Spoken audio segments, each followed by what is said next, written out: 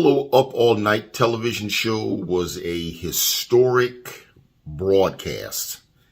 It was on for about 9 hours, and it was meant to help to raise money to support the Buffalo Public Access Channel. It took place, the broadcast itself took place on June 30th, 1995, and went, of course, into the next day, which would be July 1st, 1995. It was very, I remember it as being a very fun, crazy, memorable, as well as influential and pivotal broadcast. Buffalo Up All Night was the brainchild of a man by the name of Kevin Pearson. Kevin Pearson was a videographer who had been employed at the PBS station WNED in Buffalo as a videographer for many years. At the time that I would meet him, he would be employed at the Buffalo Public Access Center as a production trainer, but he would also do part-time work for WNED during the membership drives and the auction drives. I myself, at the time, was just beginning my career, and I was also working part-time as a break director, master control operator, as well as a studio camera operator at WNED. So I myself would be working on many of these membership drives myself. One day, sometime in early 1995, Kevin approaches me and says that he has this idea for this major broadcast on public access, where that it's a way that we could raise money to help support public access in Buffalo. And it would be called, the show would be called Buffalo Up All Night. It would be a live 9-hour variety broadcast consisting of people hosting music videos and hosting clips from movies and live performances from local bands and special live on-air interviews with various people from various walks of life, authors, and we're going to have a cooking demonstration from some of the local restaurants.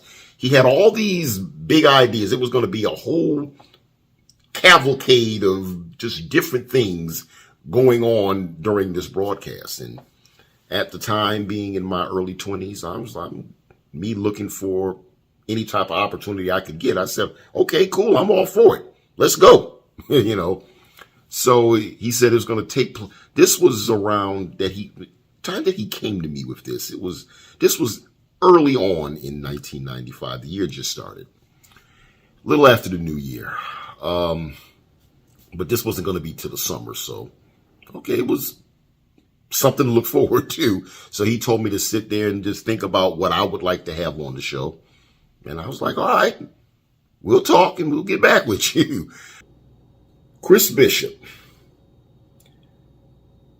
Well, the whole thing with Chris Bishop basically began when he had been hired at WNED as part of a paid internship program, that a minority paid internship program that they had just started at WNED. The way that was set up through the Buffalo Black Media Coalition, and it was a twofold thing. They would bring in one person for the television side of WNED and another person for the radio side of WNED. Chris was on the radio side. Another guy by the name of Charles Alexis was on the TV side. This was at the start of 1995. And one day, I remember, I had to take a tape up to from Master Control and TV. I had to bring some sort of a tape or something up to the radio station. And that's where I ran into Chris at. And I didn't even know he was there at first. He's like, yo, what's up, Doug? He's like, all right, what's up, Chris? So, and he saw something that I had put in the Challenger because I was advertising a television show that I had recently done a few months earlier on the Black Panthers. And he saw me that I had advertised that in the Challenger for February for Black History Month. He said, man, I see you advertising all your shows and doing your own thing out here. Man, can you help a brother out? Brother needs some exposure. So I said, of course, man, say less. I got you. You know, I ain't got nothing going on right now, but I do some work with some other friends of mine, and as soon as we get something going on towards the summer, I'm gonna get up with you and we gonna get together and we gonna handle that. So that's how that happened. And I remember when I walked out of there, and as I was walking down back to my spot in Master Control, I slapped myself in the head because I had just got finished talking. Kevin Pearson had just been telling me about this Buffalo Up All Night thing. He could probably make a good host. So by the time they had, towards the spring of that year, they had another membership drive. And Kevin came up there one day. Chris was working. He would be working the phones down there because he would later be on television doing the membership drives himself. That's another story. But I remember at that one moment, I said, Kevin, Chris, I bought two individuals together, introduced them. Kevin, I got this guy, Chris Bishop. I know this guy. He's real good. We went to high school together. He'd be a great addition to Buffalo Up All Night as a host or as an interviewer. And they talked, and everything was shook hands. Everything was in stone. We off and running, and that's pretty much how that whole thing came about. I can remember when we started getting ready to promote the show. I bought Chris into my crew, my Jet Set Entertainment crew at the time. And one of the initial things that we did, we went up to WBLK. And we went on to the WBLK morning show. It was called the All New Wake Up Club with Kim Fox at the time. And incidentally, I'm going to give you a little fun fact. Many people in Buffalo know me for being on the radio at WBLK back in the early 2000s. Well, check this out. Going on that show on the Wake Up, my first actual appearance ever in life on WBLK was in 1995 on the All New Wake Up Club with Kim Fox, promoting Buffalo Up All Night.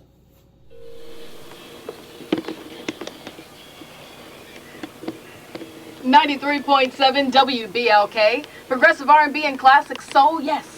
Harold Melvin and the Blue Notes. I hope you don't have bad luck this morning. The weather not so great, though, mostly cloudy with showers expected and a high of around 80. It's we're at the 70-degree mark, let's say, for Wednesday afternoon.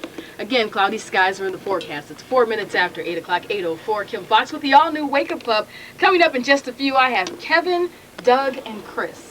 The 90s Three Stooges? Well, I don't know. We'll talk to these guys and see what they're up to. It's 69 degrees at WBLK. For a new car, it's a great time to buy. I just want to know which one of y'all is going to be I'm not in front of the camera that night, okay? I'm going to be in the background like I normally am, you know, directing the program, so Business decision. I'm just a master.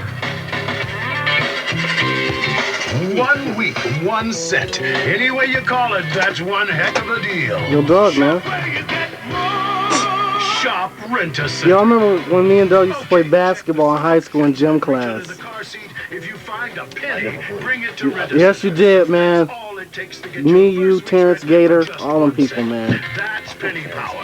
1 cent gets you a pilot stereo for a week. Really? I'm real happy to know all these kind of things about you. Me and Doug go back like an 8-track. 1 cent. If you listen to your song and you missed it, you gotta wait for it to come back around, because it ain't no rewind. You know what I'm saying? Kind of bleak about the basketball. Oh, see, that's what they teach you at Channel 17, huh? Just come up with any kind of story. They be like, you know, Elaborate on why you guys need to 1-800-335. and hopefully people will not only watch, but, you know, come out of their pocket and, you know, contribute to a worthy cause such as BCAM. Well, thanks a lot, Chris. And now, Doug, you are doing what? Well, I do a program on BCAM called the Dream Team television series, and we've also done a documentary on the Black Panther Party. And we will be there as it's just our way of giving back. I can remember Chris and I taking the camera and going out to walking through the Juneteenth festival and just doing interviews with people and getting people to, get on camera and introduce themselves and ask people, make sure you support public access. You're watching Buffalo Up All Night, support public access. Yo, what's up? My name is Carolina Medors. I'm here from the Buffalo Community Partnership, and I'm just chilling and watching Up All Night with Channel 10, TCI, and Channel 18. So watch and support Buffalo Public Access. Peace. Hello, my name is Tom Walker, better known as the Cookie Man. I'm here selling cookies at the Juneteenth Festival, and I'd like for you to watch Buffalo Up All Night, TCI Cable, Channel 10 and 18. Support public access. Thank you very much. This is George Holt. You're watching BCAM Up All Night On TCI, Channel 10 and 18. Oh man, the night of the broadcast. That night, I remember it as being a wild night, because me and my crew, we did our interview on the show. We had everything from an Elvis impersonator. I remember we interviewed authors. WBLK was heavily involved. We interviewed at the time Bill Blass from the WBLK House Party. He was on there. 93.7 WBLK, Progressive R&B and Classic Soul. The next 5 people that call in will get a prize off our fabulous prize board over here. Next, I got Taylor Made Jazz coming up. They're going to perform 2 songs, and you might want to take a look at the drummer. I think he's got something special coming up. All right? So you can peep him out, all right? Curtis Lee and LCH Robertson from the Rhythm and Blues Review was a part of the show, co-hosted the show. And that was one of the interesting things about the show, about the entire show, is that it brought together a number of personalities from the public access, not just myself, not just Curtis and LC. Gary Puffpath, who had the sports small talk show, he was heavily involved with it. Oh yeah, there they go. There you go. Can I bring the mic in there and talk to each one of you? Can I bring the mic in there and talk to you? Come on back there. Okay, I'm coming back there. I'm bold. I'm coming back. Yeah, I'm coming back to talk to you. I'm coming back to you. I think I'm coming back. I'm almost there. I'm almost there. I'm on my way. I'm almost there. Up. Here we go. Here we go. How you doing? Okay, now I'm standing right in front of a handsome young cameraman. If any one of you ladies want to bid on him, I think I got a first offering bid of maybe $50. Maybe $50. How you doing? So what's your name? RG. Okay, on camera. How you doing, young lady? You've been with us all night long since before 12 midnight. And what's your name and what are you doing here tonight? My name is Paulette Harris, and I'm here to support the cause. Yes, I love that. You know what no, I'm not going to tell you what you told me outside. Anyway, now we're going to go, if I can get a little bit more room here. I can't move, but I'm going to point at him. Mr. Director, I believe this is the director, if I'm not mistaken. Okay, now how you doing, sir? You've been with us all night long. What's your name and what you doing here? Gregory Barber. Gregory Barber, yeah. I'm the director. You're doing a good job tonight, huh? Thank you. Okay, and the man next to you? All right, now he's doing an excellent job tonight. Y'all want to say hello to anybody? Maybe your wives, your women? No, I'm sorry, I didn't mean that. Now, and then we got the executive producer down there with a Buffalo Up All Night t-shirt on, which, by the way, I don't have. Buffalo Up All Night t-shirt, now that's right, he's back here. By some of the fellas that are here tonight. Oh, yeah, who did the work on that? that? The guys from the comics. Mike and Steve. Oh, they did an excellent job. Mike and Steve, yeah, let's give them a round of applause, Mike and Steve. Okay, Kevin, Mr. Executive Producer, would you like to say hello to somebody tonight? Mama. Your mama's so... No, this is joking. Okay, I won't go into the mama joke, okay? I'm going to get out of the control room before they beat me up.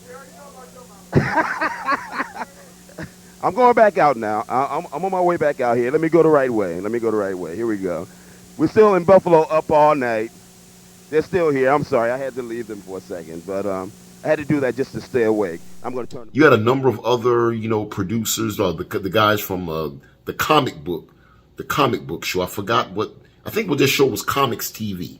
These two guys that had a comic book enthusiasts, and they had a show which was very, very popular between Buffalo as well as in New York City. I believe it aired as well. We had a number of people that were involved, that were public access producers, that really came together in that effort, along with WBLK, along with Tailor Made Jazz, that did a lot of popular local band that did a lot of live performances. And it just really showed a sense of community. It was, doing the show behind the scenes, it was a lot of craziness, as would be par for the course in any type of live TV broadcast. Nothing ever goes normal. It's always crazy. Always. But we were able to have fun while doing it as well. I can remember one of my crew members, DJ Newkirk, was just running around there, driving everybody stone crazy. My God, it got to the point. They basically handcuffed, one of the guys was a police officer, and from the comic show, he grabbed him and handcuffed him to the fence because he was driving everybody crazy. But it was a lot of fun. I remember as I looked at the old footage of it, there was a point where we were all when the sun came out, and we were all standing around in the parking lot, and Curtis walked around and interviewed different ones of us out there. Many of us were out of it, man. You could tell that a lot of us were just ready to go to bed. Ultimately, we raised about, I really don't remember how much money we made. I mean, it might have been like maybe, we wound up getting some calls. We wound up getting some donations. It might have been around maybe $1,000 or so, $900 to maybe $1,000 or so dollars. I mean, we raised it was a pretty significant amount of money we raised. All of us had our own people, our viewers and friends and family that was around us that watched and called in and made donations. So, I mean, we wasn't completely hung out to dry, Pretty good. Okay, tell the people who you are. Hi, I'm Sue, and I've been your audio most of the night. From Buffalo Up All Night. BCAM's equipment needs improving. Donations, please. The number is 838-8196. 838-8196. Now I'm going to go over to a man that's been chained to the fence most of the night. I wish I had it on camera. How you doing, sir? Why were you chained to the fence most of the night? I was framed. Framed? I was framed. You were framed? Yeah, I was framed. He needs a good attorney. You got a good attorney? Yeah, I got a good attorney. So you're going to sue? Yeah, I think I sue. You going to sue? Yeah. Well, I'm sorry, you won't get anything. Okay. Now I'm going to another man that has a voice like, hey, how you doing? Okay. How you doing, Doug? All right. How's everything? Oh, everything's great. I'm just glad I've been able to stay up all night. Surprise myself. What's that number again? 838-8196. That's right. That's right. As Okay, a now. matter of fact, one of our other dream team members. Where's he at? He's knocked in the car. He's knocked out in the car. I should go over there and get him on camera, but I'm going to leave him alone. Now, I think the Fruit Loop man is almost ready. Mr. Chris here is going to eat up a whole box of Fruit Loops this morning. He's starting them already. And you know what we got now for you people out there that's still watching.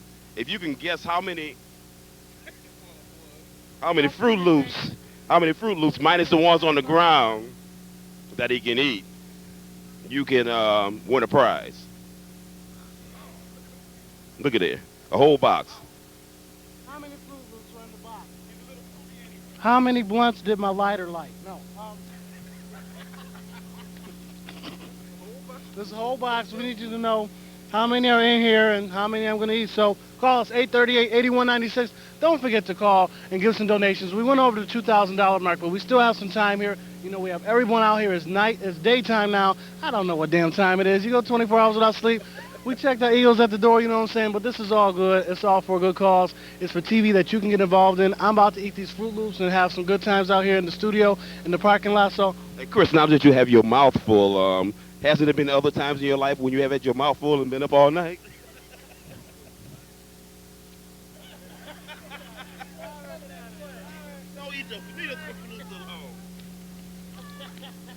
I can't lie, man. Yeah, you know, it's all good. Times in your life when you've been up all night long and it's all good? The Lord God made us all. There you go. There you go. You know that. So whoever guessed how many Fruit Loops you ate today, or you eat today, and if they know how many is in the box. People out here think they're going to get some Fruit Loops. You'll be Fruit Loop less.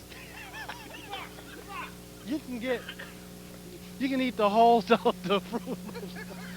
I'm not sharing a damn thing. No, seriously, call in and find out. We need some people to call us. 838-8196. I know y'all watching, so give us a call. All right, okay. It was really a lot. It was a lot of camaraderie. I mean, everybody was there just for a common cause. It was just something good to be a part of. And everybody, for the most part, enjoyed themselves. It wasn't any kind of a bad experience for anybody. It was the only time that we ever did it. But it was I just remember it being a lot of fun. The importance of that broadcast, when I think back to it, it's really interesting that I think one of the biggest things that it did at the time was it kind of ushered in more usage of the live capabilities at 101 LaSalle. You got to remember 101 LaSalle, where it was located, was it was a cable station, but it was actually an actual television facility. And it always aired live broadcasts out of there, incidentally. Now, when it had become the public access, it just wasn't always the public access station itself. By the time that the whole public access thing came about in there, it was under BCAM, which was actually the second reactivation of public access. It had been reactivated back in 1992, after originally being ran through in the late 80s by Sunship Communications, or Buffalo Public Access Center, BPAC, whichever name you want to use. I think it really ushered in a lot more usage of the live capabilities, because I can remember at that time, under the operation of BCAM as an operator was very, very stringent. They had very hard and fast rules and policies and procedures, and they had to be followed to their fullest extent. So people were very limited by what they were able to do.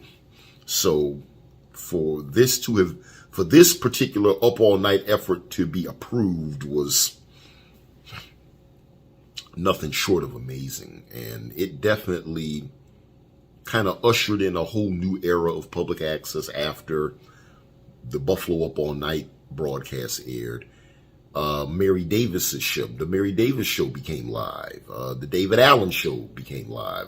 Rhythm and Blues Review, I believe, did some live hits. It also gave, and then towards the late 90s, another show that many will remember as Late Night Noise came on the scene. So much of that influence, I would say, really goes to, Buffalo Up All Night, as well as Kevin Pearson.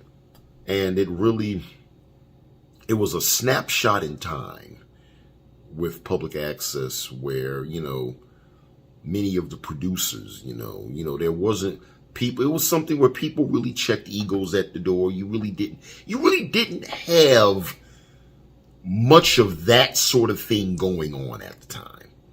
Everybody was just there doing their shows and doing their thing. Nobody was bigger than the other. No one had any more than the other. Everybody mutually respected each other's space, and everybody was basically doing their thing and just having a good time on public access. So something, and looking back, and I look at that footage and I look at myself, man, wow. I mean, that literally was myself at the very, very, very beginning of my career. I mean, at that time, I wasn't even a year into my career. My career started in the fall of 1994. I wasn't even a year into it yet. I was part-time working at WNED.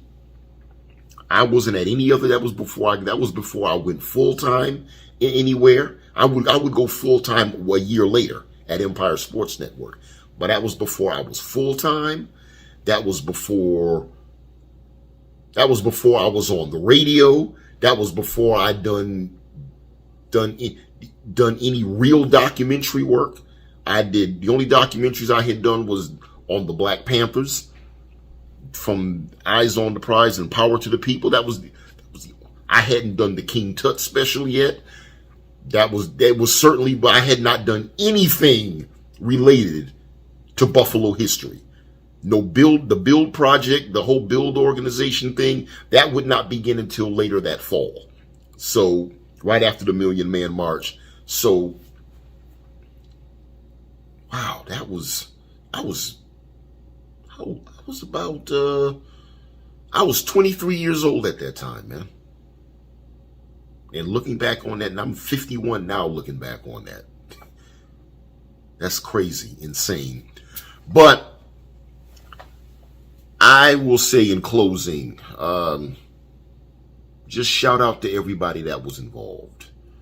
That was on that historic, pivotal, and influential broadcast and even community effort in the history of Buffalo's, not just black media, but Buffalo's media in general. It was definitely something to be proud of.